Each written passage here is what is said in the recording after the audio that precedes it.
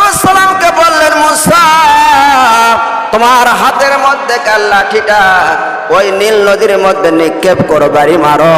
বাড়ি মারার সঙ্গে সঙ্গে একটা নয় দুটা নয় 12টা রাস্তা আমার আল্লাহ করে দেন। বলুন না সুবহানাল্লাহ। 1 কিলো 2 কিলো নয়, 40 মাইল পর্যন্ত রাস্তা ছিল। আর সমুদ্রের মাঝখান দিয়ে মুসা আলাইহিস সালাম তার জাতিদেরকে নিয়ে পার হয়ে চলে গেলেন। ফেরাউনকে নীল নদীর মধ্যে আমার আল্লাহ সুবায়া সুবায়া মারলেন। আর মুহররমের 10 তারিখে আমার আল্লাহ এই ঘটনা ঘটাইছিলেন। কন্যা সুবহানাল্লাহ।